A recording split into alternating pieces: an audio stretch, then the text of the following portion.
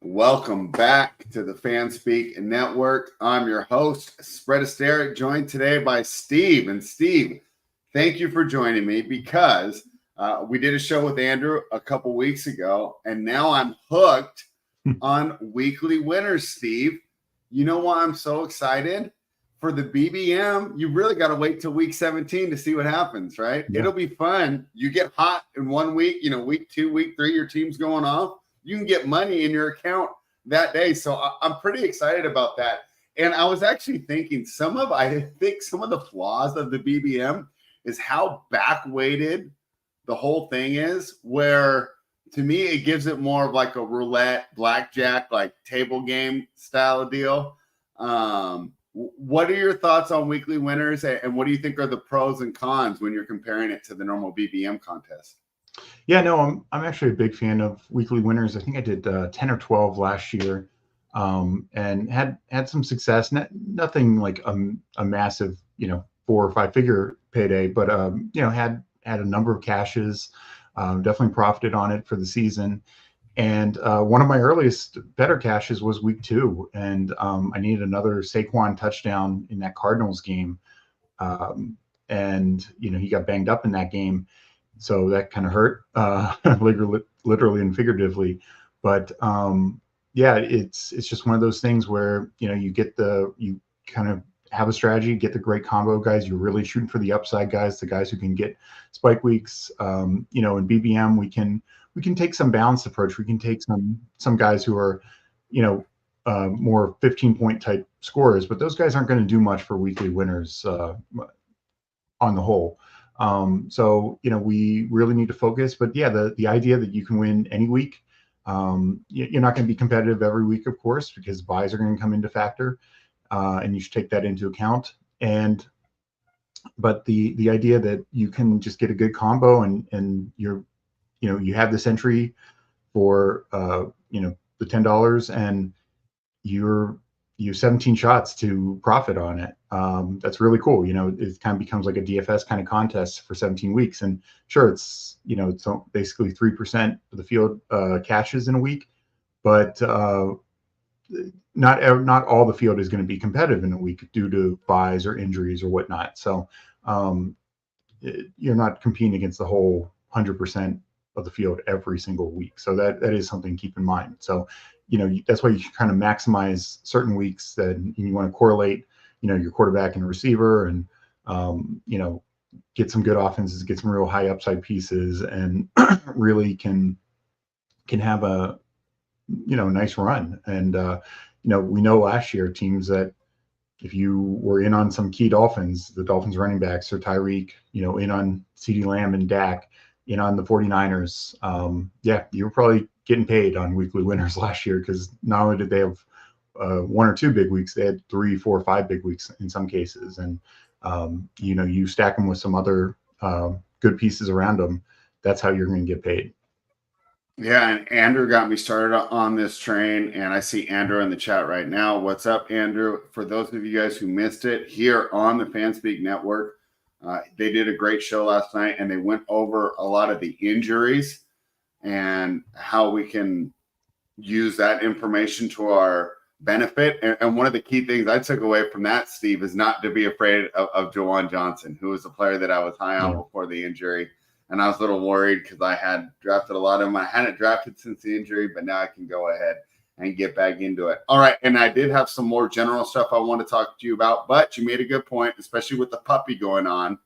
Might take a little while for this one to fill up. So let's go ahead and just enter right now. I'll count it down, and then we'll enter the weekly winners, and then we'll probably have some more time to talk before it just fills up. So we'll go 5, 4, 3, 2, 1. Enter there. Of course, if you are, so we were waiting for a while. We got 9 people. If you're with us, and you're going to draft with us, let us know your name in the chat. We'll go ahead and talk about your team as well. And Steve, hopefully I do a little bit better today, because I haven't had my best drafts on stream lately. So let's see if I can bounce back. But so I guess let's start with the differences between this and the best ball. We'll kind of cater this towards someone who's making that transition. And the idea, one of my favorite things, Steve, is not only do you not really worry about the bye weeks, it actually is in your best interest, in my mind, to have them in the same week. Absolutely. You should look to overstack 1 or 2 weeks in terms of bye weeks. Whether it's you kind of overstack 1 full week and then just get 1 or 2 pieces around that, or maybe pick 2 weeks and just be like, hey, week, 6 and 12, I'm going to be out. I'm not going to be competitive at all because all my, half my team is out 1 week and half's out the other week. And I think that's kind of the best way to do it, is kind of pick 2-3 weeks at the most. You don't want to take away too many weeks, but then the rest of the time you're essentially dealing with the full roster. And while other people who maybe aren't utilizing that as much, they might have some decent players. Because remember, there's just because you get that, say, Tyreek to a combo that goes off for a 40-point Tyreek game and a 30-point Tua game, there's can be a lot of other Tyreek Tua combos out there. The way you do it is you want to make sure you're maximizing differently, and some of those are going to be done poorly, where they're not avoiding other bye weeks, and so those are going to be thinner teams on those weeks, and others are just going to correlate differently and not have the same approach. So you want to just make sure that you're doing it in a way, and again, focus on the upside players, focus on spike week guys.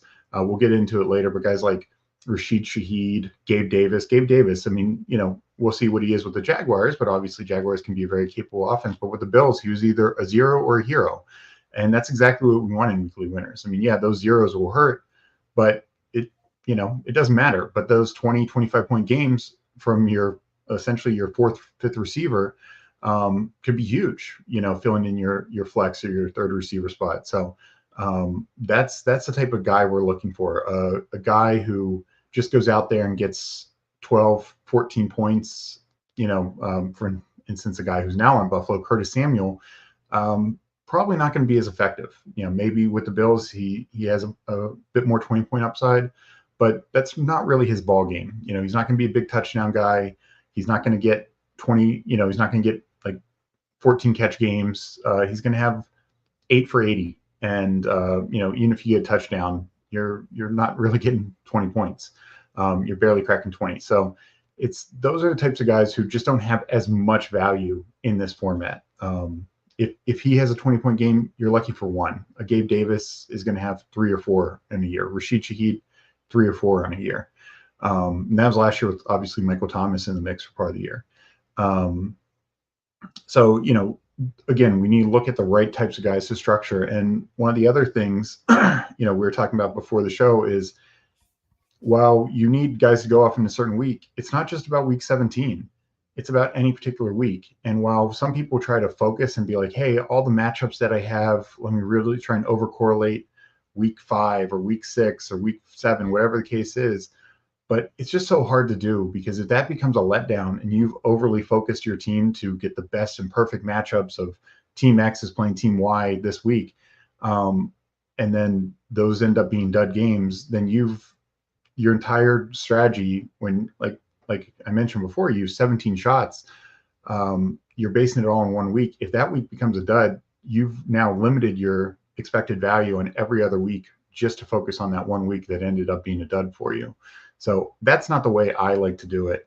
I think focusing on the bye weeks, like you mentioned, is the best and optimal way to do it. All right, we're waiting for 4 people. If anyone watching wants to jump in, go right ahead. Steve, another thing that I do like about this format is if you go hero or elite tight end or elite quarterback, there's times I haven't even got a second quarterback. If I go Josh Allen in the 3rd round or the 2nd round, wherever he goes, because I do notice he's a little higher on here than he is on the normal one. A lot of times I'm just thinking, well, he's probably going to get me there. I don't need to back him up with a Bryce Young or a Daniel Jones or something that I might do in the Best Ball Mania format. How do you approach 1 tight end and 1 QB builds here in the weekly winners? Because If I use first 5-round picks, a lot of times that's my only player at that position. What do you think about that strategy? Yeah, I mean, I still wouldn't mind taking a second one, and honestly, still a second decent one, just because I think there still can be value there. But I understand it. In overall, if we get three mid-tier quarterbacks, the Jared Goffs, the Tuas, the Matt Staffords, Jordan Loves, Dax, and some of these guys have higher upside. Obviously, Dak and Love, especially, and Tua had a couple 40, big time games these last couple years. But we're fine if they're never even cracking quarterback 1 through 3 on the particular week. If they're consistently quarterback 6 through 12, i.e. QB1, we're okay with consistently getting a QB1 score week in, week out. And especially if we're ping-ponging 3 different guys. On this, though, you kind of need a top 5 QB score to really get in the money. Like I said, only 3% of lineups are going to hit. And, sometimes quarterback scores can be very close together, but sometimes those top 3 or 4 scores are 30 points or above, and then the rest are in the 20s, which are solid scores. And over the course of the year, you can catch up to what the Allens and the Hurts are doing, with multiple good quarterbacks. But it's a little tougher to do in weekly winners. Again, some guys still have ceilings, and we see it not just from guys, even some guys who lack mobility. I mean, Kirk Cousins has had some massive games the last couple of years. Tua, like I meant, Tua has no rushing ability, 0. I think he ran for 70 yards last year, no touchdowns, and yet he due to Tyreek and Waddle has some big time passing ability. But you just can't rely on them as much. They're not likely to get those top end scores near as often. So those are like my quarterback 2 types. And, the guys like the Hurts, the Allens, the Mahomes, Anthony Richardson, potentially, if his upside is what we think it is, Lamar, of course. They're going to get you those 30-plus point games 3, 4, 5 times a year, and then even multiple other games 25-plus. And that can be enough for us to be competitive. And, some of those will just get us in the cash line. Some of those will be having us competing for big money. So I get it. I still would probably throw one other decent quarterback in the mix, just because the price isn't too necessarily prohibitive. If you and here we don't even need to worry about a buy. Where, like, if you take Josh Allen, you're not looking later to take a Trevor Lawrence or a Kirk Cousins who are the same buy, or even an Aaron Rodgers. But we all know that all 3 of those quarterbacks have big time upside. I don't mind taking Allen and then in the 140s taking a Cousins or Aaron Rodgers with the same buy, because it doesn't matter. Week 12, I'm not going to compete. I already know that. Yeah, I almost like the same buy here. Yeah, exactly. Almost counterintuitive to what we do in Best Ball Mania. One other strategy note, and you can go ahead and correct me if I'm wrong. The only thing that I'm looking to correlate here is, first of all, and I'm not over correlating my teams. Like, for example, today on the puppy, I was building a team. I had Trevor and Christian Kirk. I added Gabe Davis. Yeah. Maybe that's not the best example, but my idea is I really only want 1 quarterback, 1 wide receiver, 1 quarterback, 1 tight end. And in Best Ball Mania, I want the quarterback running back combo. Like, for example, with Jalen Hurts, Saquon Barkley, with the idea that they can ping pong me into the playoffs.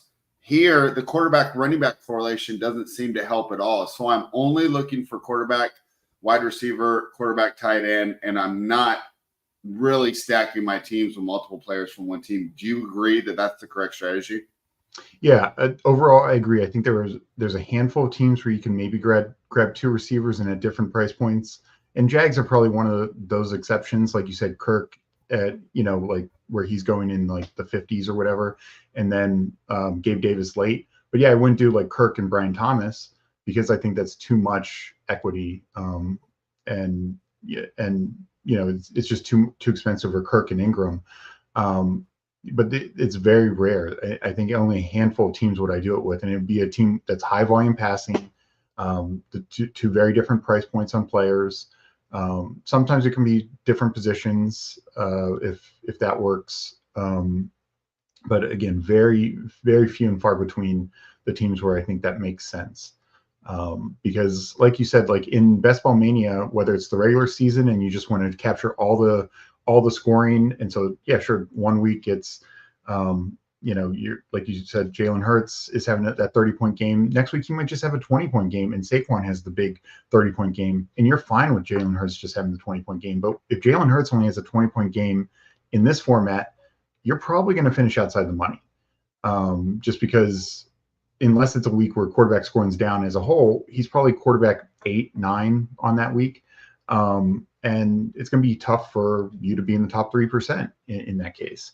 So, now Saquon might be the running back that you need for this format, but your quarterback is not helping you. So that's why it doesn't make sense to just have those full team stacks. And same with like a wide receiver and running back from the same team, even if you ignore the quarterback, because that can work. Last year, if you took, either the Detroit running backs in Amon-Ra last year or Detroit running back in Sam Laporta, you got a ton of that Detroit offensive equity, even if you didn't have Jared Goff. You were sitting pretty. Or if you had Tyreek Hill and Mostert or a chain, you just had a lot of the Dolphins equity, even if you didn't have Tua. But in this format, rarely are they both going to hit the same week. Now, the Dolphins were an exception last year, obviously, a couple times. That Denver game, I think the Washington game, where both the running back and Tyreek, really went off at the same time. But it's very rare that they're both going to go off with the mega scores. They might have games where they both have good scores, above average scores, and that can work in best ball and even in playoffs when you're only in a pod with 12 people, and in some of these smaller contests, 5, 6 people. That you have 2 20-point games, that's great. You're content with that. But in this format, that might not be enough. You might need the guy who's getting the 35-point game, whether it's your running back or your receiver. So, yeah, it's much better to split the team equity. And if say you're targeting a certain bye week and you have a chance to get, you get James Cook from the Bills at running back, well then, yeah, don't be taking their receivers and tight end. Take Ingram at tight end from the Jaguars. Take Chris Olave and other week 12 receivers, Garrett Wilson, Mike Williams, whoever the case may be, however your draft works out, as some of the receivers to key in on from week 12, from their respective teams. You really don't want to overstack a certain team. All right, guys, any questions, throw them in the comments. This is getting close to failed.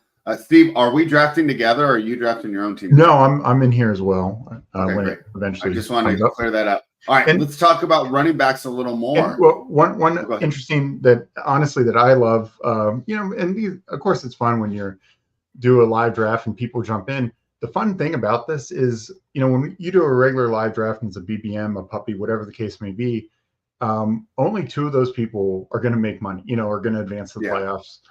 Here, honestly, I mean, likely some of the lineups due to injury or just poor building are not going to make any money. But there could be 6 of us in here, and all 6 of us could end up profiting up on this lineup just from hitting the cash line a couple times.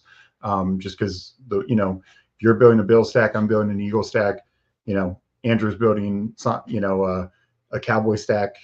Justin's in here building a Bear. Whatever the case may be, we all could end up having it hit if we build it right. So I like that.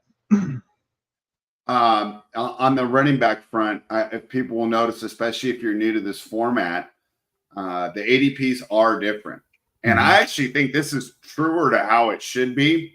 Yeah. Unfortunately, on Underdog, I think it's because even though it's the best format, it's also the sharpest people you're competing against. I mean, those DraftKings drafts, I mean, you see people just doing stuff that you're like, I can't believe this, right? I mean, you already took 2 people out of the pod with the way that they're drafting. But I feel like the running backs are more true to where their ADP should be on Best Ball Mania. So you see them start to go higher. So if this is your first time jumping in a weekly winners, don't be surprised when you see Zamir White, James Conner, players like that you're used to all being in that one section on Best Ball Mania, right? It's around round 7 or 8 where the top of your board is all green. It's not that way on this one. And I would think that in most of the lineups, it's having that third running back in your flex. Is that something that you're thinking about when you're building, or do you still let the draft come to you and play the ADP game? Yeah, no, I'm actually definitely focused on running back more. I think you had some luck with the draft order here. 10-11 there for us. The I like kind of doubling up here at the end. So we'll try not to snipe each other the entire time, but I mean, when you're not building stacks, it's not the same, right? Like I said, yeah, I'm no, really only trying to correlate one thing. I want a quarterback exactly. and a wide receiver, quarterback and a tight end. Other than Exactly. that, I don't really care. It's actually almost building like a managed league team or a redraft or whatever the proper. I always call it a managed league. It seems like on the content, everyone calls it redraft. I don't. Yeah. No. But just exactly. grab your guys. You grab your guys, and like I said, like we're not even really competing for the same thing. Like you're right. The team that you're building is not really going to impact my build. Exactly. Yeah. So, but no, I think prioritizing running back makes a lot of sense in this format. Running backs score an average higher than receivers, and sure, you still need your receivers, but getting those key running backs are going to be, yes, they're going to have to stay healthy, but if they do, you will be repeatedly have a shot at a top outcome.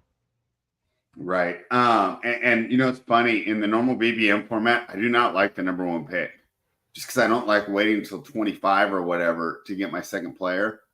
Yeah. Or 24, wherever it is. In this format, I do, though, because your concerns about McCaffrey and him holding up to be the number one player in fantasy scoring 2 weeks in a row are a little less because all I need is that 1 week, right? The 2 touchdown, 10 catch week or whatever that he goes off. So it's so funny on the normal Best Ball Mania. I like being in this section more on when we're looking at weekly winners. I don't mind those really high draft picks. A couple other hot takes I have on there. I like Tyreek and Chase both more than CeeDee Lamb in this format, just with the idea that, and maybe it's not super data driven, but just in my head, it feels like those guys spike more often, where CD is going to give you more of the 10, 150 every week and be much more consistent. But it's coming up on you, Steve. Who are you looking at here? So I'm going to go a little ahead of board. I'm going with Saquon. I think Saquon has the highest upside, even higher than Gibbs. I know Gibbs ran hot last year. He did also benefit from Montgomery missing 3 games. Some of his best games were without David Montgomery. So Saquon, I know the tush push is still in play, but I think this is the best offense, the best team that Saquon has played with by a mile. Best offensive line, and even if the tush push steals a couple touchdowns, I think that he is absolutely able to have just some massive weeks. All right. And you spoke about Gibbs, and I took him, and I took Derrick Henry to start. And this is my idea. This is weekly winners, and I just want those 3 touchdown games from these running backs. And I think both of them do have a great opportunity. So you got 10 seconds left. You already have one running back. Who are you looking at? I'm going another running back. I would have taken Henry if you didn't take him. But, it's between him and A-Chain, but I just feel like for the spikes, Henry's got a better chance in my mind. So I think what Henry has is more chance of more spike weeks. I think A-Chain has. So in BBM, I'm not a huge fan of where A-Chain goes, just simply because he might not be the number 1 running back on his team, and it's just insane that we're taking him so high when there's a real chance that Mostert still ends up being the highest scoring running back. I mean, he led the league in touchdowns last year.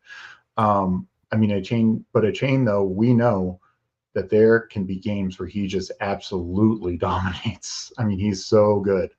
And I think he's going to get some more work this year. He obviously missed some time due to injury. He was a rookie last year. I think it could be more split. But I love him much more in a weekly winners format, where I'm just looking if he only has 4 big spike weeks, sure. And he might have some weeks where he doesn't even crack 10 points because Mostert just takes a bigger role. I'm fine with that. I'm fine. I'm just hunting those big spike weeks. I love him in this format. A-Chain reminds me of Buddhism, Zen, the duality of man. I have a stat for each side. The one side is what he averaged, 7-8 yards per carry. Yeah. It's pretty good. But he averaged 15 touches per game. Yeah. and he doesn't have the build to really look like, right? You're not looking at him, you're going, we need to get this guy more touches. It seems like he's right in his sweet spot right now Exactly. with carries, where I look at Derrick Henry, and then I also know how the Ravens like to play. I could see him getting 28, 30 carries a game, especially when they get ahead, and especially because they had to have spent the whole offseason in Baltimore going, why didn't we just run the ball? Yeah. How did we run the ball all the way in the playoffs, and then we completely lost our identity in the biggest game of the year? So I do believe there's going to be a concerted effort by that Baltimore coaching staff to get them back to their identity and get back to really what got them there and what they got away from in that playoff loss. But like you said, in this format, they could both be profitable. So we've both put ourselves in a position here where we're going to be looking for receivers. But as I talked about, the upside for the way we're building is we know that these running backs are going to be higher on the board in the later rounds. We might be able to get a little more, I don't know if it's ADP value since it's the same ADP in the weekly winners, but players that we're not used to seeing in round 7 still be on the board at the wide receiver position. So that's what you and I are hoping for here in the way that we started. And we've already seen a couple quarterbacks go off the board as well here too. I saw Jalen Hurts as the number 1 quarterback off the board. Are you surprised? To me, my number 1 quarterback is still Josh Allen. Yeah, I mean, Allen has just done it year in, year out. Obviously, he does lose, a couple key weapons this offseason, and they're replaced with Curtis Samuel and a rookie and maybe Khalil Shakir stepping up, and of course Dalton Kincaid stepping up. So, I think people are maybe a little hesitant after what happened with Mahomes last year. Mahomes having his worst year. Granted, that was 2 years after Tyreek left. The first year, at least Juju was enough, and Kelsey was healthy for the full year, where Kelsey was a little banged up to start the year last year, so that didn't help matters.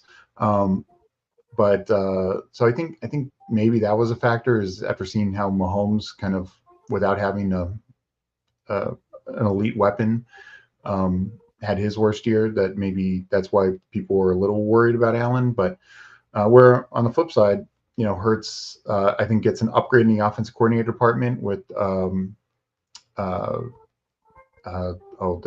former Chargers and Cowboys coordinator coming over.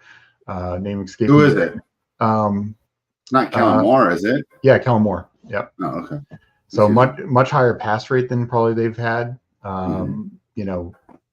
Obviously still good offensive line, even with losing Kelsey. Saquon helping. And Saquon, I mean, even last year, missing what he missed 3-4 games, he had like 60 catches, something like that. Like Saquon's a weapon out of the backfield. That's not something they've really had, like a full-time back being that good of a weapon out of the backfield. Yeah, I mean, other than McCaffrey, I would say for highlights, Saquon is the best runner, the most exciting runner to watch, right? I give him the Barry Sanders Award every year for just having the best highlights. So we'll see if they can turn that into production. And, of course, you're hoping so with the Saquon A-Chain start. So I'm assuming you're going to go wide receiver here, but you never know. I see Kelsey on the board as well. Who are you looking at here with this 3rd pick? Yeah, some of the wide receivers I was really looking at just went off the board. So I am going to go Kelsey and really just go depth at wide receiver, I feel like. I'll probably take a 2nd tight end, but just much later. And, just hope that Kelsey gets back. I mean, last year, again, he was banged up, and he still finished as tight end 2. Had roughly the same points per game as Sam Laporta. So it's not like we're talking, that he was not effective. And, I think it just allows me to wait on that position for quite some time. All right. And I'm sorry, but I took Mahomes. Hopefully that doesn't ruin your plans. No, not really. I mean, I would have maybe taken him if he came back to 39, but it wasn't like a must. Okay, so now because I didn't really like the wide receivers here, Yeah. I'm going to be curious to see what you think of this pick that I'm about to make. Malik Neighbors. Um, Go ahead and make your pick, but I do want to talk about Neighbors because I think that he's a fascinating player at his ADP, and I'd really like to hear your thoughts on that. So, where are you going here? So I'm actually going very running back heavy, and I'm going to Mm. go Travis Etienne. No, don't hate that at all. Let me talk to you about Malik Neighbors real quick, and I'll tell you the reason I made the pick is number one, I think he's just a fantastic prospect. He's up there, arguably, with Marvin Harrison Jr. When I just look at his physical traits, I also think the target share should be there.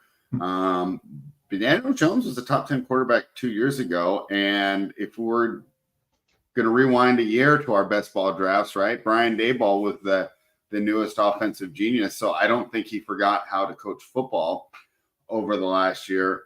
So I'm betting on talent and target share. What do you think of Malik Neighbors in his ADP? So this is, I still would say the ADP is a little high, but I don't mind him for this format. I like him much better in this format because I think he's going to be a spike week guy. I don't like him as much in the BBM because I just think you're relying a lot on a really bad offense. But I do think his target share is going to be amazing. Not only do I think the Giants will probably be behind in a lot of games and need to throw the ball, but we have a situation where, as I just mentioned, Saquon, their running back who catches a ton of balls, just left. They brought in Devin Singletary. They drafted Tyron Tracy late, who is a pass catching back, but I just think that opens up targets that is going to filter back to receivers. And then Darren Waller just retired. Do we think Daniel Bellinger and Theo Johnson are going to have the same targets that Darren Waller had? Probably not. So I think Neighbors just can step into a true number one role. 140 plus targets for sure. And yeah, some of those are going to be bad targets because quarterback play is questionable. But I think there are going to be some games when they face some weaker defenses, probably Washington being one of those, where he goes off for like a 30-point game. All right, let's talk about your strategy on the start here. You have yet to have a wide receiver in round 5. It almost feels like you're committing underdog treason here. Talk to me about your strategy behind the 3 running back, 1 tight end start. So I'm going with one. I feel what the board gave me, and the receivers who were there were guys. You Diggs and Dell, who they can be spike week guys, but I wasn't thrilled with them. Amari Cooper, I just wrote about, his best games the last couple of years have come with Jacoby Brissett and Joe Flacco. He's had a couple good games with Deshaun Watson, but I just don't know what to make of Cooper. So it just was nobody, and Neighbors is fine, but just not somebody who's just totally I was in love with. Honestly, my favorite guy on the board was probably Hollywood Brown, but I just took Travis Kelce. So I wasn't necessarily going to take Hollywood Brown. So to me, I think there's still a lot of receivers, and guess no surprise, my next like 5 picks are going to be receivers, pretty much no matter what. But my thought process is, I legitimately could have, especially from a points per game standpoint, 3 of the top 5 running backs. Saquon, we know what he can do. The chain, we saw just his explosiveness. Travis Etienne finishes RB3 last year. In points per game, I think he was RB6 because he didn't get hurt, but he had multiple 20, 25-point games. On a Jaguars offense that was kind of inefficient last year. I think they're going to be much better this year. Their offensive line should be improved. Just in general, I think they're going to be more efficient. So he's also an explosive guy. He catches the ball, guy who can just do it in multiple ways. So there were other backs late, but the other thing I'm looking for, I know a chain is kind of a committee guy, but some of these committee guys that we're more okay with, say like the Washington situation, Brian Robinson, Austin Eckler, the Bengals situation, Moss and Brown, the chance that they're going to get these ultimate spike weeks are lessened because most weeks are going to be splitting work. They can have good, one of them that week could have a good fantasy week, 15, 18 points, maybe even 20 points, but we're looking for true alpha spike weeks. And these are the types of backs who I feel can be RB1, RB2 on the week, RB5, top 5 running backs on the week. And that's when they're doing that, and especially if they're doing it all together in a week, I have a real chance to be not only in the money, but competing for the top. I want to touch on a couple things you said, because I kind of feel the same way about that wide receiver range. I feel that's where, because Underdog is so wide receiver thirsty, you're kind of being forced to overdraft some players that I'm not big on. So go ahead and make your pick here. If you leave Hollywood, I'm going to take him. If you don't, I will take Hollywood. So I'm not too upset. I will take Hollywood. I know we talked about like overexposing to a team, but this is the Kansas City Chiefs, one of the highest passing teams in the league. Hollywood Brown, whether Rashee Rice gets suspended, whether or not, like he's an explosive guy, I think, and he's the best receiver Mahomes has had since Hill's left. So yeah, I'm on board. I think both these guys can eat, and it might be separate weeks. Yeah, I'm fine with that kind of pass volume. And I look at it compared to, as much as I love Terry McLaurin, and over season long, I wouldn't be surprised if Terry McLaurin's maybe the better season long player. But I think it's because McLaurin might have more like 15, 16 point games, just consistent, 8 for 80 type games. Where Hollywood Brown might have some games where, yeah, he disappears because it was a Kelsey Pacheco game or a Kelsey Xavier Worthy game. But Hollywood could have the 35-point game that Tyreek used to have. All right, Steve, I'll be right back. Go ahead and talk about your next pick here. So I'm going to, and this would have been the other guy that I would have taken with my last pick, is I'm going to take Calvin Ridley. Comes over to the Titans. The talk that he is potentially in this Jamar Chase role. We know how explosive and amazing that role can be. Yeah, I'm a big fan. Also, the thing with Hollywood and Calvin Ridley is they are bye weeks 5 and 6. So far, I've only taken players from bye weeks 5, 6, and 12. My goal is almost all my players will be from those 3 bye weeks going forward. Maybe if an amazing value comes from another week, I will look at it, but I'm really going to be hyper focused on those 3 weeks, essentially going forward. And that was kind of the other reason why I was, the deciding factor between Hollywood versus McLaurin and, some of these other guys on the board. But, I think, is it a risk to have my top 2 receivers be Hollywood and Ridley? Sure. Especially Ridley, new offense, new team, new quarterback, and it's Will Levis's quarterback. But,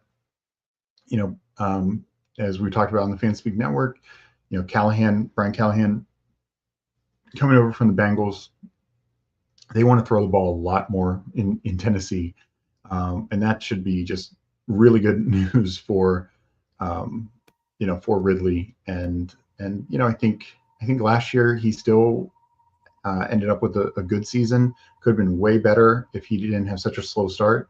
A lot of that was he was out of bounds on about 3 or 4 touchdowns early in the year. So he just could have had a real massive week. Could have ended up with a real massive week. Or a massive year, and it ended up still being good. So he had about 3 or 4 20-plus point games middle of the season, and I would expect even more than that this year. So I'm excited for Ridley's outlook, and I think he's underpriced in both formats right now. Yeah, I mean, that's a tough one there as well, because for me, it's Ridley versus DeAndre Hopkins. I've said it before on shows, but we go back 2 years ago, or that last year that Deshaun Watson was in Houston, and you could catch me on stream saying that I thought DeAndre Hopkins was the best wide receiver in football when you combine his route running and then his ability to make contested catches. Oh, yeah. I don't think he's fallen off that far, but I think that's an interesting 1-2 punch there. You add in Tyler Boyd, the improved offensive line. I mean, they've given Levis every opportunity to succeed. So he's going to have the opportunity to do that. And hopefully with that pick, you're going to be the beneficiary of it.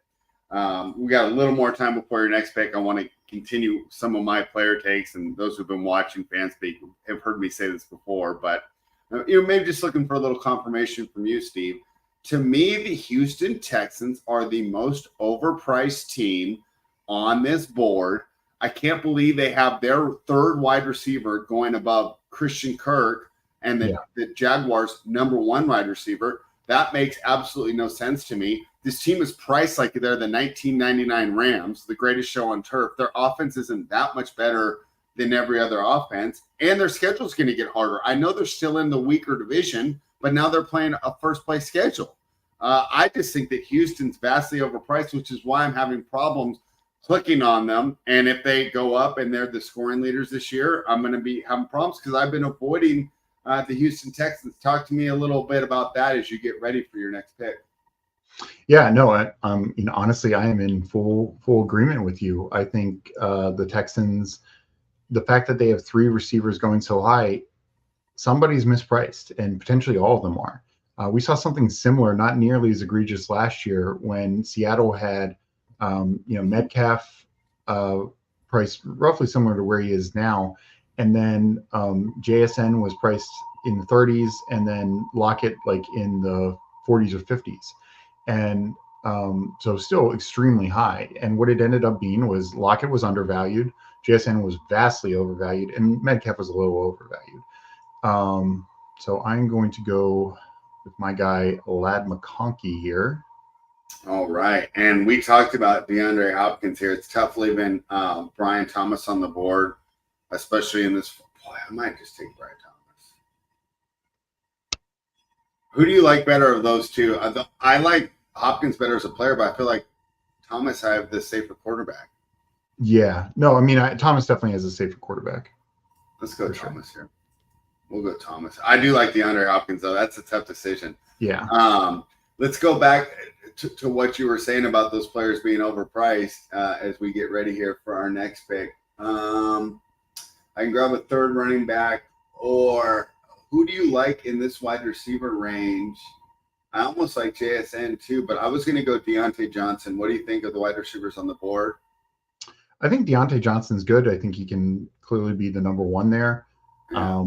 Honestly, this is a format where Odunze can be really good. That's a good point. Well, I went Deontay Johnson, but yeah, the Bears are another one where there's probably an inefficiency in how their wide receivers are priced. It's not as so high like the Texans, but it's closer to that Seattle situation though last year. Yeah, it's very close to the Seattle situation, and we just don't know. I mean, obviously everyone assumes DJ Moore is just going to do the same thing, but let's not forget when Keenan Allen and Herbert got injured, week 14, Keenan Allen was like wide receiver 3 in the league.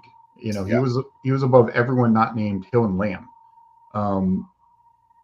People talk about the age cliff, all this stuff. Okay, Keenan Allen just keeps doing it every single year. So there's a real chance, and he's also, as we've seen with Herbert, he can very much be a young quarterback's best friend because he just gets open. He just gets open. I love DJ Moore, but Keenan Allen just gets open. But also Rome Odunze, as we talked about before the draft, in just about any other draft class in the last 10 years, with the exception of the Jamar Chase draft class, I think Rome Odunze is wide receiver 1. He was wide receiver 3 in this class, and he also goes to the team with 2 stacked receivers. But in this format, he's also the biggest, fastest, best jump ball receiver of the 3. So guess what? He could have those games where he has 5 for 120 and 2 touchdowns. He could be the spike week king on the Bears. And yeah, he might only give you like 3 of those big, like 25, 30 point spike weeks, but that's in this format. That's all you need. Let's continue talking about the Bears because I'm going to continue to just get off all my hot player takes here now, Steve. To me, it's unbelievable that we have 2 rookie quarterbacks in Caleb Williams and Jaden Daniels being drafted ahead of a potential MVP candidate last year in Tua Tagovailoa. That Miami offense, I mean, it is It's target centric. It's unbelievable. We got a great coach, especially in this format where we don't have to worry about Tua in the playoffs. I'm really surprised to see, and we've never really seen rookie quarterbacks be exceptional in fantasy. And I like Jaden Daniels a little more than Caleb Williams just off the strength of his rushing, and we know that the rushing is so OP here in the fantasy football format. Are you as surprised as I am that there's players like Trevor Lawrence and Tua Tagovailoa that are being drafted behind these two rookies, or do you feel that that rookie ADP is correct? So I actually understand it more with Williams. I think Williams comes into a situation where just mentioning his weapons are as elite as it gets. You also add in Cole Kmet, who's got a good tight end.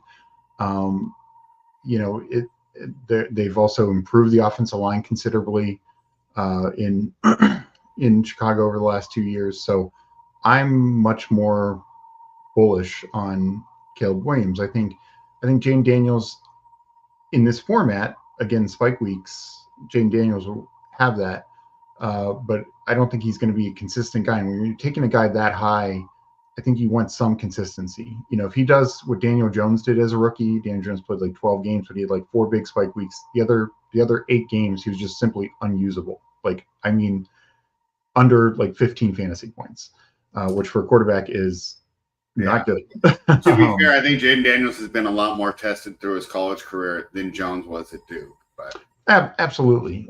But my point being is the spike weeks carried him, and end of the year, you look and Daniel Jones had good, decent fantasy numbers, but it's all based on 4 games, and that can be great in best ball. But you need to build a Jaden Daniel team correctly, where Caleb Williams can be a guy who week in, week out is capable of 20, 25, and yes, some 30-point games.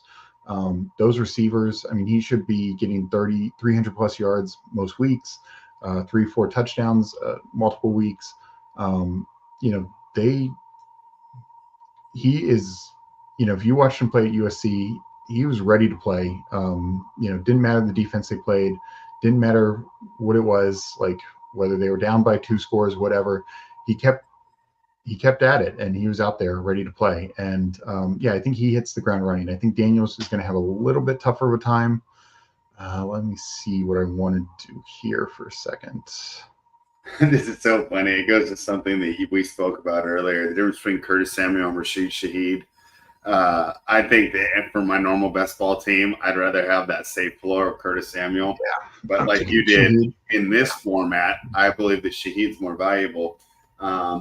So you give me an opportunity here. We talked about Tua. If I would have had a Miami guy, I would have gone the double hero QB here. I guess I don't know if it's hero at this point, but I think I'm going to go with Dobbs here. That gives me 5 wide receivers here. Now I can start backing in some of those running backs if I want. I like Gus Edwards in this format a lot. I do too. I do have Vlad McConkey, but I do like Gus Edwards. I do. I honestly like a lot of guys right on this board here. Yeah. Do I have? I guess I can grab Trevor too, but I'm not going to. I'm going to grab Corum. Trevor pick is tough, but I feel like when I drafted Mahomes so early, I kind of just tied my wagon to him, and I need to build up around him rather than trying to get cute there at that position. What are you doing here now? So it's tough because I could take Jared Goff, but I think he's the worst of the quarterbacks in this format. I am going to go Trevor Lawrence, even though I have ETN. There is some correlation there. I think there's more correlation with him than, say, a Derrick Henry, though, right? Because he absolutely. When you look at ETN, one of the reasons he's so valuable in my mind, and the reason that Tank Bigsby never got on the field, is because he's a 3-down back, and even in 3rd and long, he's a weapon on the field. I feel like that correlation hits a lot more than, say, some of these run-first running backs. Yeah, no, I agree with that, and also it's just he also has more rushing ability than people assume. Like he's run for 300 to 400 yards every year. Mm-hmm. Touchdowns have been more limited, but that could easily shift a bit more. I will probably target Gabe Davis with my next pick. If he gets back to me, no guarantee he will. But I felt like I needed a quarterback, and I wanted somebody with some upside, and it just felt like it was getting thin on the upside department. Like I like Jared Goff, and he had that one like 30-point game, week 15 I think it was. But other than that, like his good games, and he had multiple. He had like 5 other ones were like 20, 22 type, and that's just not going to really do the trick in weekly winners. Maybe it helps you get to the cash line, but probably not even Yeah, that. I think in the BBM where he gives you his floor, he's fantastic. But Yeah, gosh, the guy's name, we talked about him all off season too. The OC there, the young, is it Ben Johnson? yeah, He yeah, loves to run in the red zone, yeah. which I think really limits Goff's ability to spike here in this format. And I know we're bouncing all around, but that's what happens when you're live drafting. But I want to go back and ask you questions about the point I was making earlier with Tua, Trevor, Caleb. You are much better film scout than I am, so I'm just going off what I'm reading. But the 2 drawbacks from Caleb at USC were, number 1, holding on to the ball too long, and number 2, interceptions. I know the interception thing is usually fairly predictive, right? And I have visions of Sam Darnold, who I thought was going to be so good at USC, ended up just becoming a pick machine, and that's really one of the reasons why he's failed to catch on in the National Football League as a consistent starter.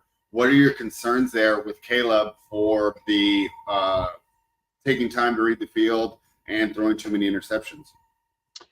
So, I do think, Caleb Williams would take more sacks, but a lot of that was he was doing what Mahomes does. He was doing what Aaron Rodgers does, just buying time in the pocket. And yeah, you want him to throw it away. But a lot of those plays where he did buy time, he made the 60-yard strike for a touchdown. He made the crucial 15-yard throw to get in between 2 defenders to get that crucial 3rd down to extend the drive. Sometimes it ended in a sack. Jaden Daniels took a lot of sacks also. And the other thing with Caleb is he really did for essentially 3 years. 1 at Oklahoma, 2 at USC. Obviously, his first year at USC, the Heisman was his best year. Jane Daniels, his first 4 years in college, he was a really good runner, but it was only this past year where he had any success as a passer. So I do worry about that more. And again, he took a lot of sacks, and it is because he was just willing to run and stuff like that. So I there are some real legitimate concerns with that kind of approach. I feel like to just be with Daniels especially, we see that. Look, Lamar Jackson takes a lot of sacks. He's one of the highest in sack percentage every single year. Obviously, his talent is enough to exceed that. That's why he's won the MVP a couple times. That's why he's a very, very good quarterback. But other quarterbacks, like a Josh Allen, who's a Russian quarterback, they don't take a lot of sacks. He actually doesn't. He did like his rookie year. But honestly, since then, Josh Allen has gotten very good about getting rid of the football. Patrick Mahomes has gotten very good about getting rid of the football. I actually see Caleb Williams. I feel he's got a better field presence. Maybe as a rookie, he'll struggle taking sacks, but I think long term, I could see him more in what Allen, Mahomes, some of these other guys have done and developed into. Steve, I'm looking at our board right now. I have yet to take Jerry Jeudy once, and I've drafted over 200 teams. What do you think of that bold stand that I'm taking? Will I regret it? Is Jerry Jeudy going to make me regret it, or will I be wearing my Steve Smith jersey everywhere, saying I listened to the Hall of Famer and I was right? What are your feelings on Jerry Jeudy this season? Because I thought he was an underwhelming addition there to a Cleveland Browns offense that I really don't know what to make of it. I mean, that team just screams defense and run the ball to me. Yeah, no, and I think I tend to agree. As I mentioned, I wrote an article about a week and a half ago. The Browns the last couple of years threw the ball more under Brissett and Joe Flacco than they did under Deshaun Watson. And whether that changes, because both years Watson essentially only played 6 games.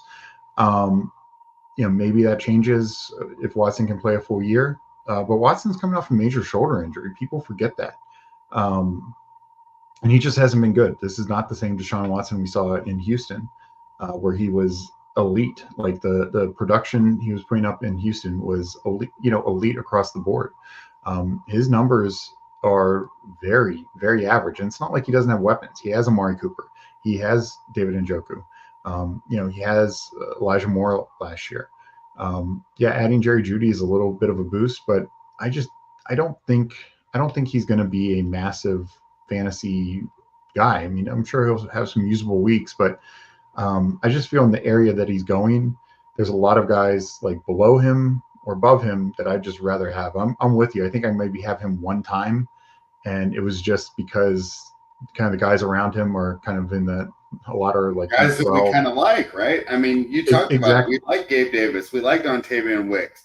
Yeah. I think Josh Downs is fantastic, especially if Richardson can't stay healthy.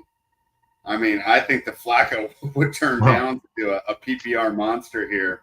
I like Jahan Dotson a lot. That was a player I was wrong on last year. I drafted a ton of him around the 6th, 7th round whenever he was going. I remember bragging about him with my home league when I made that pick and acting like I had won the draft by drafting Jahan Dotson. And I'm willing to double down on that take. I think that he's a good player that was hurt by a tough offensive scheme and the fact that Howell didn't get a lot of time and probably wasn't either he wasn't able to get through his progressions because of the line or he just wasn't that good at it. But I think that Jaden Daniels is a huge upgrade there. I'm in on Jahan Dotson too. So now I don't feel as bad about taking Mahomes because I see that you got Trevor and Justin Herbert to go with Ladd McConkey. And you have Trevor's going with ATN. So you have I just got Gabe Davis there. And I just got Gabe Davis. So yeah. Yeah. Oh, Gabe Davis as well to go with Trevor. Yeah, I think so. I think that you've done a good job there of doing some correlation. I took Kendra Miller there with the pick right before you took Herbert. I almost took Dotson. We talked about the wanting our running back, our flex to be the running back, especially in this format. A lot of rumors around Mr. Alvin Kamara. What are your expectations for that situation? Is it much ado about nothing, or is this rise in Kendra Miller stock? Is this proper by the market? And I would have taken Chandler too if you did not. So good pick there. So yeah, I mean, I'm fine with Kendra Miller. I mean, I still fully expect Kamara to probably be there. I think if he's not, it's probably be a trade. Which then obviously make Kendra Miller a good pick. So I'm fine taking some shots on Miller. I wouldn't be surprised if Jamal Williams, who just never got going last year, gets a bit more work this year. So I would slightly worried that it's not a clear shot that he's the guy. So here, let me make my pick here.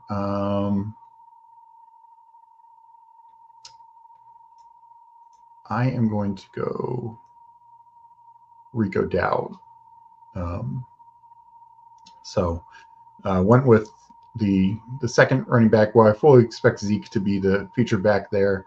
It's obviously thin in Dallas, and I think there's definitely a chance that Rico could have some spike weeks, especially if Elliott misses any time. Which I think is pretty plausible. Yeah, I mean he's an older back. He's had a lot of miles on him. Yeah, I was surprised he held up so well in New England. So maybe he'll continue. And we've seen players like that, Derrick Henry, Adrian Peterson come to mind, and Zeke's in that same build, right? It's not that A-chain build where it feels like we need to protect him. This guy is built for battle, built for bruising.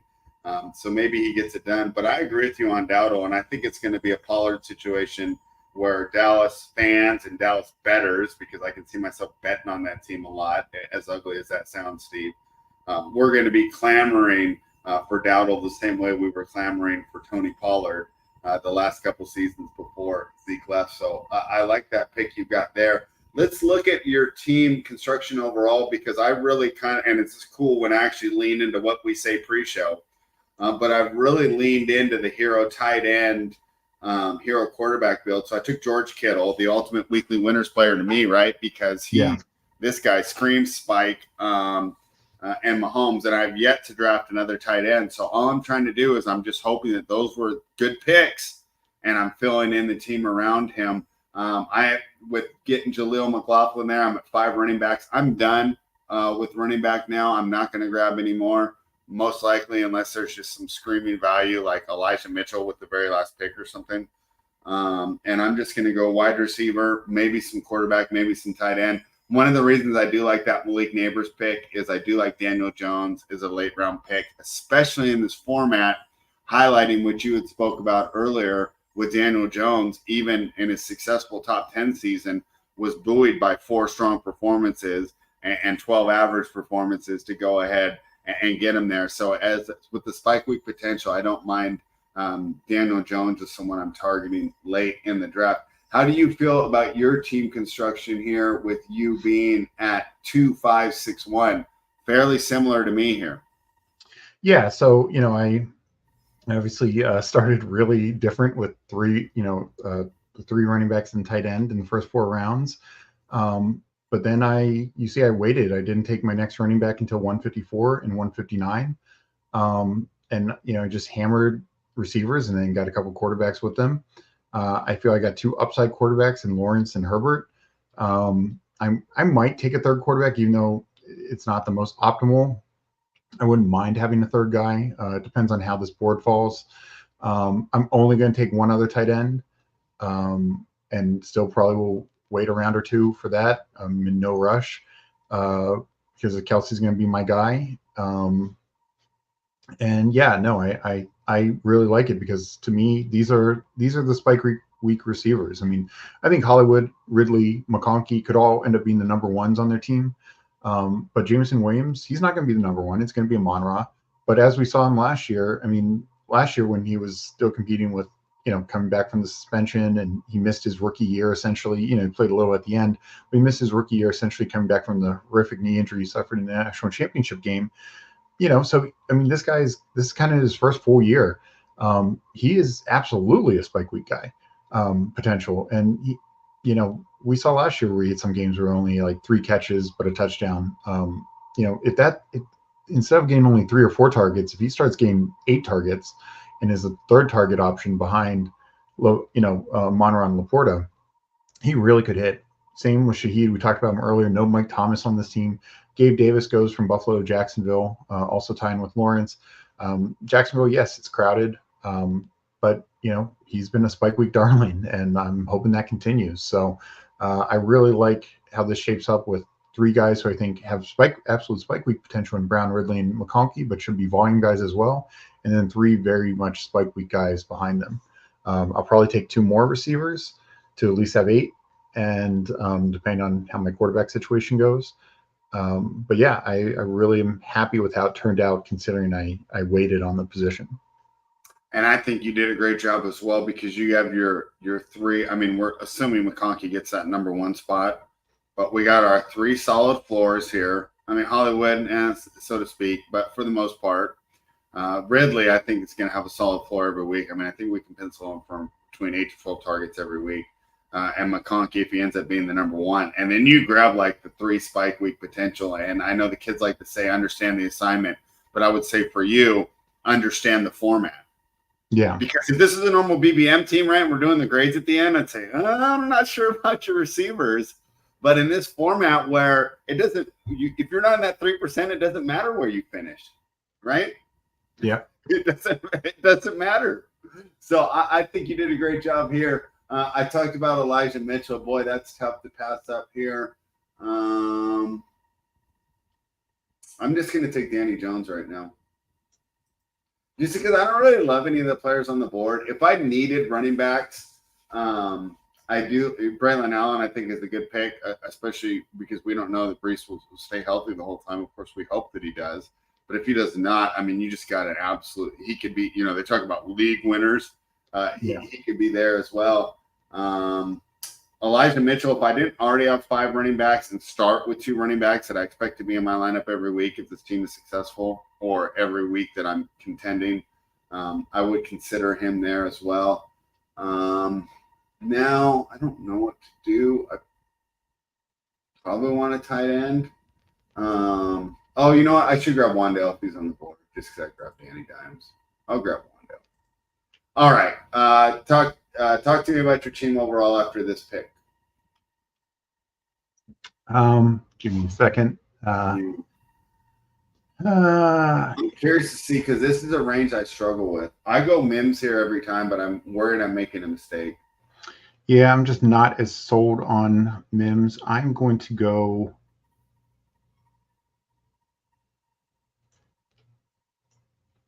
You can go second tight end. I'm going Mike Gesicki.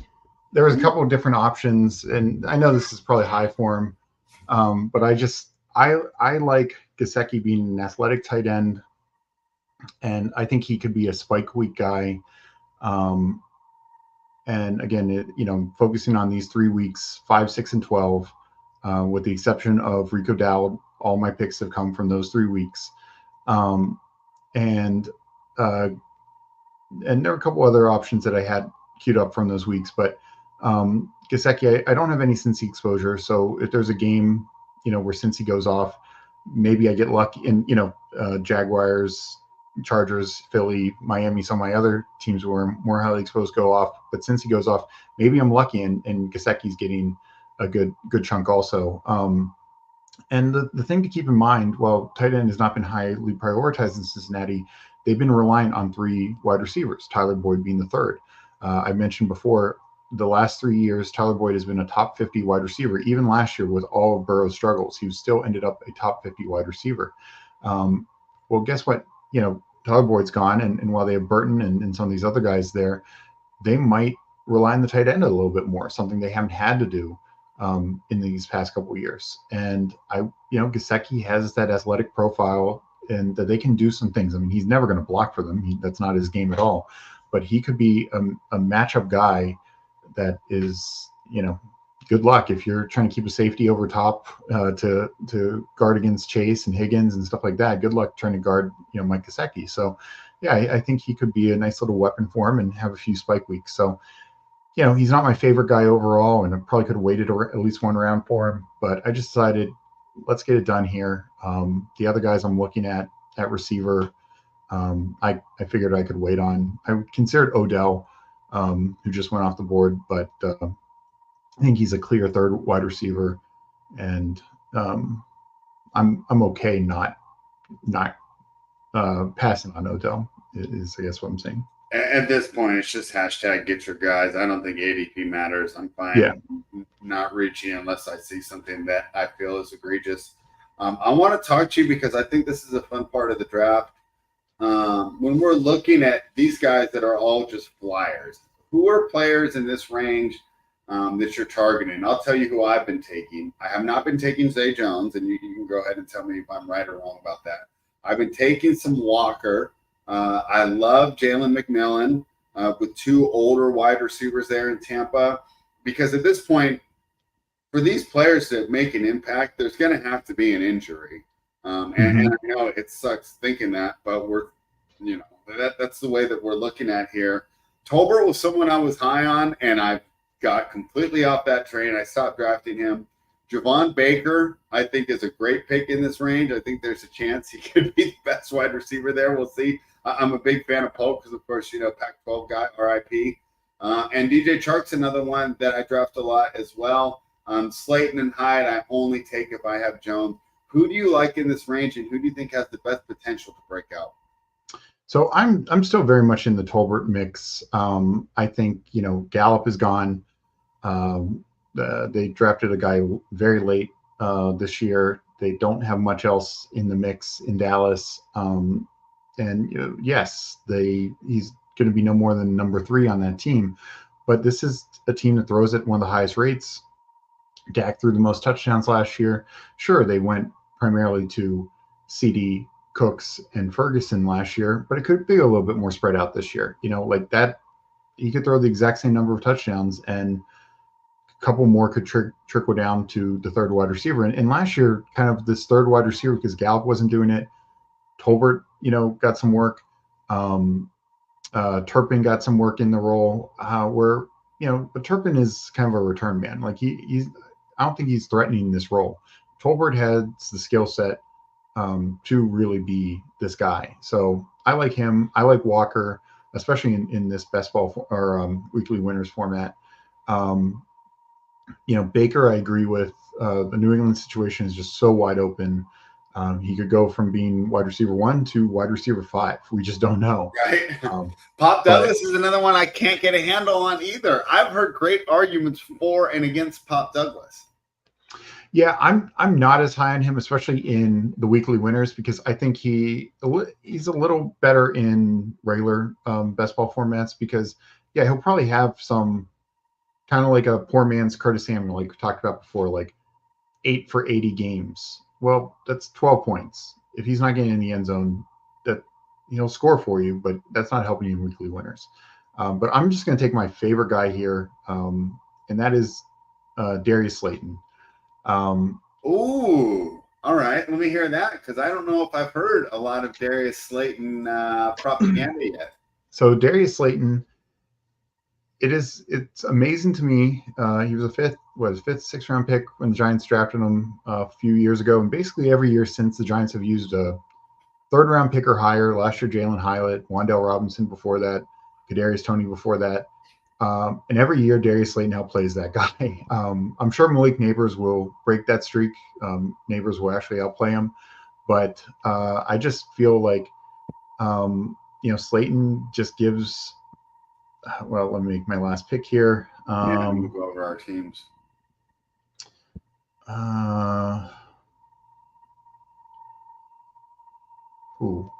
You know what? I'm actually going to go a third quarterback. I debated, could have gone either way, but I just because I didn't get a true elite, I don't mind having another guy. And even though Carr does not seem like I agree with you. Here's my idea for your team, right? Let's just say Saquon and A-Chain and ETN all just go off, right? Yeah. At that point, you might only need that 20 points there. Yeah. You might as well get the third crack at it, as opposed to like, what did I take with that pick? Teo Johnson, Clyde Edwards-Helaire. I mean, what is really your opportunity cost at that point in the draft? I agree with what you did there. I don't mind the third quarterback at all with that very last pick. Well, and let me finish up the Slayton real quick, and then I'll go to Carr. And okay, the thing with Slayton is, he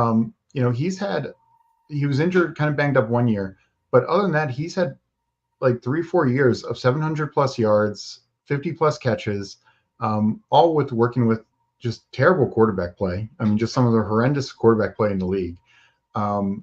And yeah, I mean, I don't see why that changes. Down the stretch last year with Tyrod Taylor, once, they went back to Tyrod Taylor down the stretch, he had some of his best games of the year. And they should have been doing that all year. They would have been much better off if they got the ball to him all season instead of trying to, throw to Paris Campbell one week and Wan'Dale Robinson another week and Jalen Hyatt one week. Like Darius Slayton was by far their most consistent receiver. And he's also a spike week guy. He's a deep threat guy. So I think him and Neighbors are going to start on the outside. I think Wan'Dale's going to be inside. I think Jalen Hyatt's going to play a little inside outside, kind of be a deep threat from the slot and a little on the outside. But I think Slayton probably doesn't leave the field too often, because even Neighbors should work inside some. He's built like a slot receiver, like he's kind of like DJ Moore. So Slayton's the guy who should be outside almost every single snap. So he's the one guy who probably is not going to be leaving the field. Neighbors will be the number one there, but I'm not going to be surprised if he has another 50 to 60 catch, 700 to 800 yard season, 4 to 6 touchdowns. And yeah, probably have 4 or 5 weeks. I mean, last year, I think he had 4 weeks of 15 plus points. And again, that was with just horrendous quarterback play. Why can't that happen this year? Especially if the quarterback plays better with the healthier Daniel Jones and even Drew Lock behind that, compared to what they had a year ago. And like we mentioned before, no Barkley, no Darren Waller. There's just going to be more targets for the receivers. All right. Sounds pretty good on the Slayton. The final thing you were going to talk about was the Derek Carr. So so I know people are so down on the Saints and Derek Carr, and I understand he had doesn't offer much from the Russian side. But the Saints last year were top 10 in just about every passing category: completion percentage, yards, um, uh, pass attempts, touchdown percentage. Uh, and that was with just a really kind of slow-paced offense. You're adding in Clint Kubiak coming from the San Francisco system. Spent a year under Kyle Shanahan. Hopefully, he has some of that magic that we've seen with a lot of these other coordinators coming from that system. The weapons are there: Olave, Shaheed, Kamara, potentially Juwan Johnson. Carr had, I think, 28 touchdowns last year. I think they had 30 passing touchdowns as a team. I'm okay with a quarterback throwing 28 touchdowns and like I said, 30 as a team. That was high. That's what Mahomes did last year. And sure, it was a weak year for Mahomes, but yeah, I It's could your see very Carr. last pick. Like I said, Yeah, the opportunity cost, the players you left on the board, Clyde Edwards-Helaire, Jatavion Sanders. I know we love him here, but I think the chances of Carr spiking into your lineup are higher. yeah. Taysom Hill, I mean, so. And it sounds like they're phasing out of that Taysom Hill like quarterback stuff also. So Yeah, which is weird why they switched him on here. All right, talk to me about your team. We both love some running backs here. How do you feel you did? And go over the team. Anything that you feel like you could have done better or worse, and how do you like this? So overall, I was pretty happy. I really hyper focused on the weeks 5, 12, and 6 by. And it's not like I'm necessarily dead for any of those weeks because I'm kind of spread out. I mean, probably week 12, I'm dead because 2 of my 3 quarterbacks, though I don't have much else. But those 3 weeks I'm going to be weak and probably not competitive. But the other weeks, the only players outside of that are Rico Dowd week 7 and Darius Slayton week 11. But yeah, I was pretty happy with how it fell. The 3 elite running backs, and then three upside plays: Chandler, Dowd, and Allen. Chandler with Aaron Jones. We've seen him get injured plenty. Rico Dowd, we talked about Zeke and the miles on him, and it's just a high-powered offense. Even in a secondary role, he might have a spike week or 2 in him. And Braylon Allen, we've seen obviously, if there's been some talk about not wanting Brees Hall to have so much usage like he did a year ago, and whether that's true or not, if anything happens to Hall, Braylon Allen could just be a league winner, like you mentioned, and at the very least, he also could be a touchdown hunter. He could just have He could have a game where he spikes for 2 touchdowns just because he's a big physical back.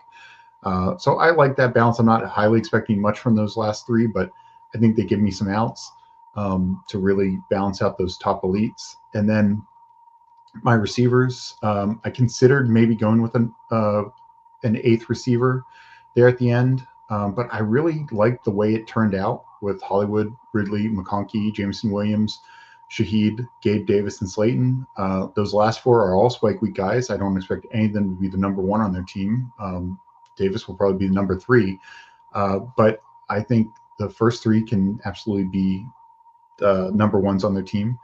And the thing to keep in mind is, like what I think is optimal, particularly for weekly winners, I'm really only looking to start 3 receivers most weeks. That's going to be my optimal team. When I have 3 running backs go off and filling that flex position, and I only need to fill three of these receiver spots. So I'm only needing 3 of these 7 to go off in a particular week.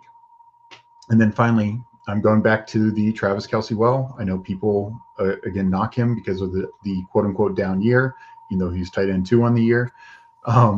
And that was in both points per It was game. just because he was the 4th overall pick, right? I mean, he was going right around Tyreek Hill and I got him 34th, and he could be tight end 1 this year. And that, again, that's what we need is, if he's blowing the door, and whether he's blowing the door out of the water some weeks against the other tight ends, or even if he, it's him and Kittle or him and Andrews in a particular week, or him and Laporta, most weeks you only have like 2, maybe 3 tight ends have a really good fantasy usable score.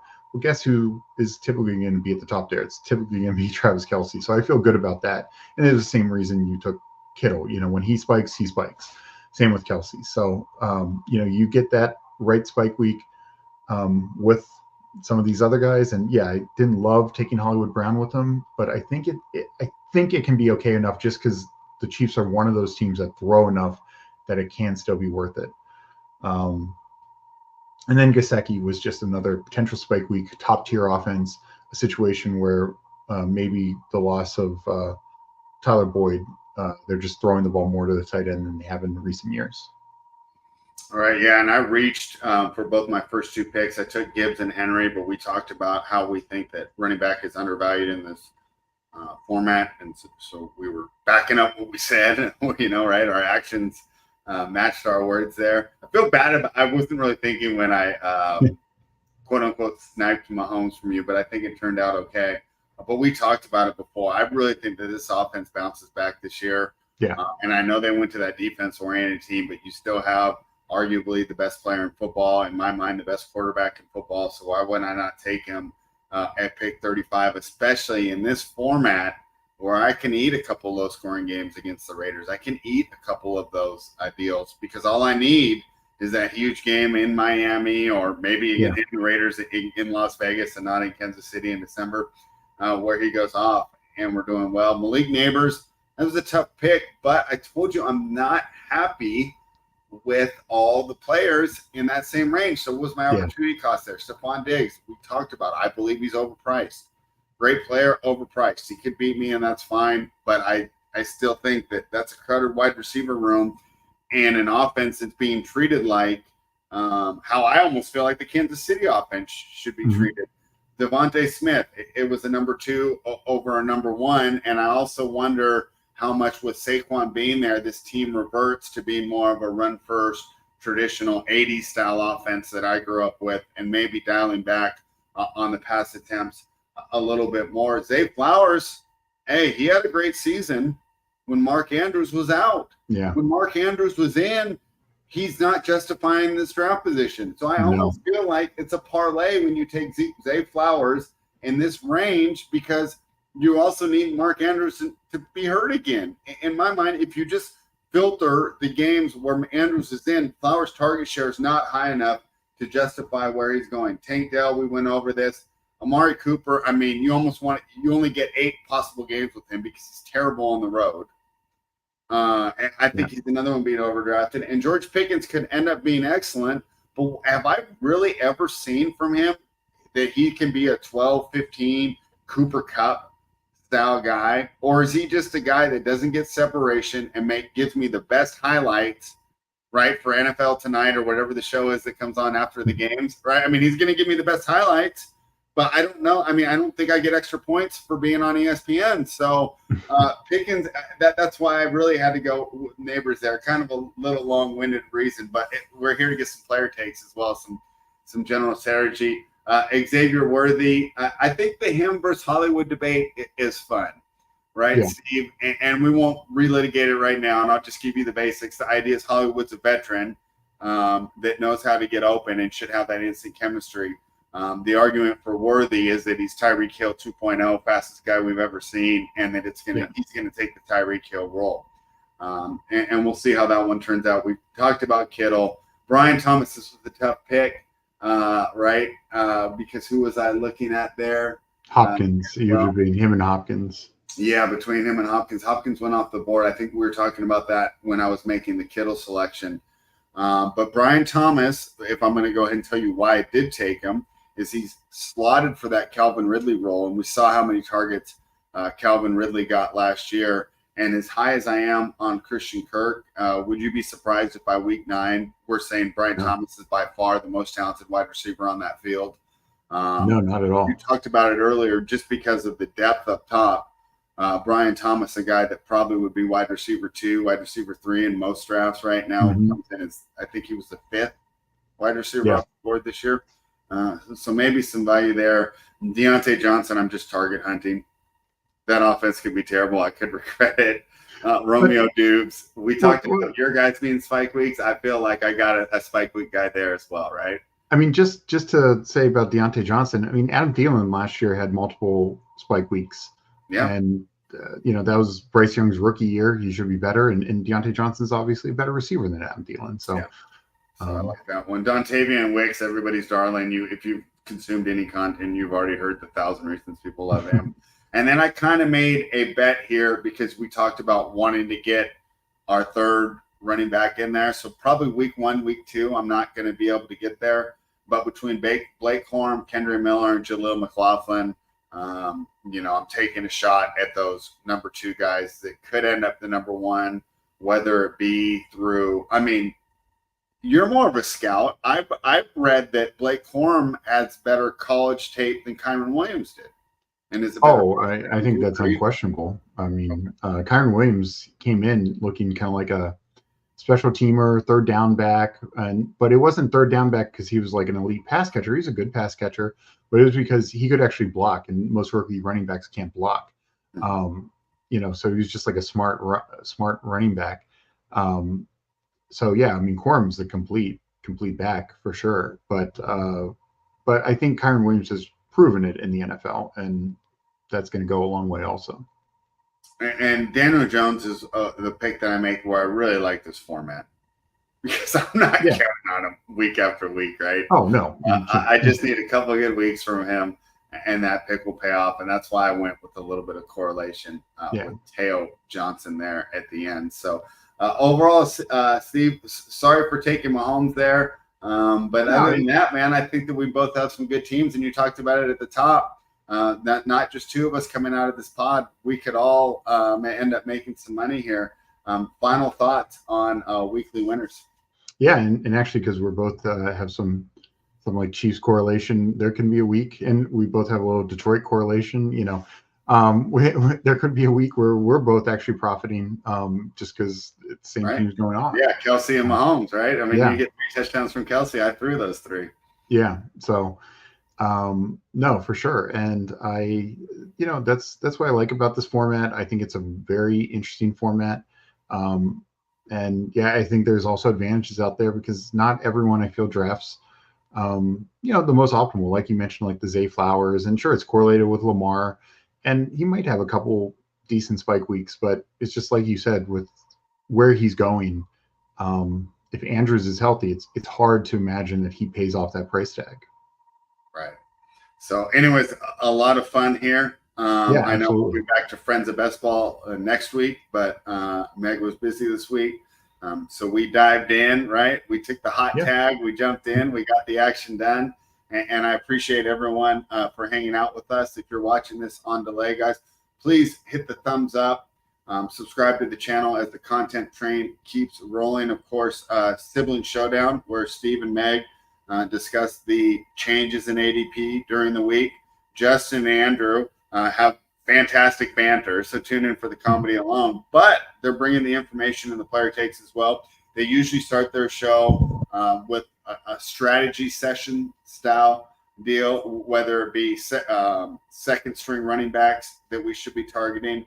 Yesterday, they went over injuries and how those are affecting the best ball season. So there's plenty of great content here for you to become a better drafter and a better best ball player. That's a tough one. Say that one 3 times fast. A better best ball player here at fanspeak.com. Steve, talk to them about the articles that you're going to be putting out. I know that you mentioned one earlier where you discussed Amari Cooper. Give us an idea of the ones they can find up there right now and the ones that we're keeping our eyes open that will be published next. Yeah, so 2 of my most recent ones, we're looking at some of these different running back rooms that are kind of undefined, and some like one that I wrote about just came out today, like the Cowboys. And look, I think Zeke is the better play, but I'm fine taking Dowell because he, you're getting a round and a half value or 2 rounds value, and there's outcomes where he's the better running back, and it's other teams with these split backfields or situations that seem like we're just assuming. A good example is the Chargers, and I know there's some coach speak this week about Vidal, but honestly, we don't know for sure Vidal is going to be the number 2. It could be Dobbins, it could be some of these other guys in camp, like they've Jared Patterson's and Isaiah Spillers and stuff like that. I mean, a lot of that's going to get figured out. Another one is Ray Davis with the Bills. Who's to say it's not Ty Johnson? When Joe Brady took over as offense coordinator last year, Ty Johnson took over as the number 2 back.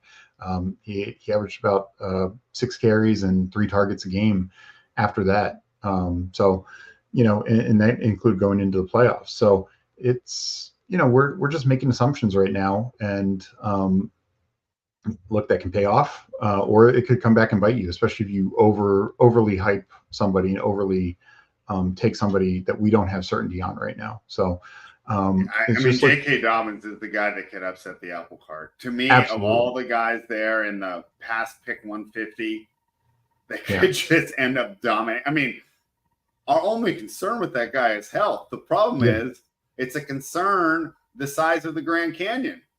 Yeah. Right? But I mean, if you were to tell me now, I just got back from the future and I know that he's going to suit up 15 of the 17 games. Oh, I think he'd be going right in that pick 70 David Montgomery range, right? Yeah, right. Absolutely. Zamir White, Ramondre Stevenson, he'd be in that range. I think he's a fun gamble to take. So, guys, if you want the in-depth breakdown, check out fanspeak.com. Those articles are there. And what's going to be your next article? What do you have in the works for us next? So the next things I'm doing is break down AFC and NFC, doing kind of the same thing with receiver rooms, kind of figuring out these top, and we talked about some of these teams like the Texans, like the Bears, like the Jaguars, like the Bills, where, right now how they're being drafted, we don't know if that's how it ends up being. Like, it could be the Bills could be the guy who's number 3, Khalil Shakir, might end up being the wide receiver 1 on the Bills when it's all said and done. And sure, it could still end up being like Keon Coleman is their spike week guy, and maybe that's who you want because he has the highest upside, even though he doesn't end up with the most points, or he's the guy you went down the stretch as a rookie. But it's just keep that in mind with some of these teams, and then other teams where it's just clearly we don't know. We're just guessing. We're guessing on the Steelers' number 2 receiver. We're guessing on who the Broncos are going to have behind Cortland Sutton. It could be Mims, it could be Franklin, it could be Josh Reynolds. We just don't know. Everything about the Broncos is a guess, right? Absolutely. I mean, I've been all in on Jaleel McLaughlin. Would I be that surprised if we talk about steals in the draft? Audric Estime is this year's Kyron Williams. I mean, that's not that crazy. I know I'm so high on McLaughlin, and it's hard for me to do this, but he is kind of small. Yeah. Right. He might not be that durable. And Sean Payton might say, I got a bruiser right here ready to go that can take the type of workload that I want. So that Broncos, to me, they're the biggest question mark of the whole best ball year. Oh, across the board. I mean, we're guessing and we're assuming that Bo Nix is the quarterback. We have no idea who the running back is, and there's like 4 guys there. Mm-hmm. We have no idea who the receivers are going to be after Cortland Sutton. And as we talked about pre-show, Sutton might end up being traded either before the start of the season or during the season if they're totally out of it. And we have no idea who the tight end is because Dulcich can't stay healthy. So they are the most, like, at least with a team like the Patriots, we don't necessarily know that when the quarterback's going to start. We don't know the wide receiver room, but we know the tight end and we know the running back. Broncos, we know nothing. And the thing I think about that makes it so tough with Denver is with the Patriots, we don't really know who's running that offense. I mean, you probably know better than I do, but I'm not that familiar with the style that it's going to be. Yeah. With that Broncos, it's so tantalizing because I'm looking at a guy that is considered to be an offensive genius and one of the best offensive minds in football. So you got to think, if they're somewhat successful at all this year, that's going to be a team that you're going to want a part of, and we're going to maybe look back and say, Houston was overvalued and Denver was undervalued. Yeah. If it's another disaster season, I also wonder what that makes us think about our perception of Sean Payton as a whole. Oh, right? Absolutely. Because now I know that some people, and I disagree, but some people, it's all Brady. Maybe Belichick wasn't as good. Will they say that about Payton if he continues to fail in Denver? Now he's got his guy, Bo Nix, and I'd love to hear your thoughts on this. I've read that Denver's the only team that had a first-round grade on him. Where did you grade him, Steve? Did you have a first-round or a second-round grade on Bo Nix? I think I ended up with a late first-round grade on him. I considered that he, to me, was a safe, high-floor first-rounder. Kind of kind of a poor man's, who I know went number one overall, but kind of a poor man's Alex Smith. Rushing upside, not the strongest arm, but can make good decisions. Alex Smith, that was also a different era of football and never should have been the number one overall pick. Obviously, Aaron Rodgers, hindsight, would go number one 100 times out of 100 if you redo that draft. But that's kind of what Bo Nix brings. And I thought just from quarterback scarcity, I thought he's safe, that he can start in this league. And, but yeah, his upside is limited. I don't think he's going to ever be contending for, Pro Bowl, All Pro type thing. Can he lead a team to the playoffs? Sure. We see that at this point, doesn't everybody make the Pro Bowl? Well, yeah, because enough guys pull out and say, out, right? Yeah. But I mean, like, being a first Didn't voted. The Ravens backup make it one year? Tyler Huntley made it a couple years ago. That shows you. But no, like, but people say, oh, those guys can't make the playoffs. I mean, how many years did we see Jimmy Garoppolo make the playoffs with the 49ers? How many, we see it every year. I mean, the Steelers made the playoffs with Mason Rudolph. Like, good teams can make the playoffs with average or even below average quarterback play. And as long as you're not making too many mistakes. So yeah, I think Bo Nix can be fine. We'll see if Sean Payton can get enough out of him. And I just thought it was way too high. I was surprised they didn't try and trade back and accumulate more picks, type of thing. Yeah, I am too, but I'm happy it worked out that way, because I can't believe we made it through 90 minutes of a stream. I haven't mentioned his name yet, but Brock Bowers falls to the Raiders, and I really think that that's a game-changing style pick for us to get a talent. I mean, it just shows you how quarterback thirsty these guys are. I've said it before. I think he's the best prospect since Kellen Winslow Jr., and I know that he didn't have a good career.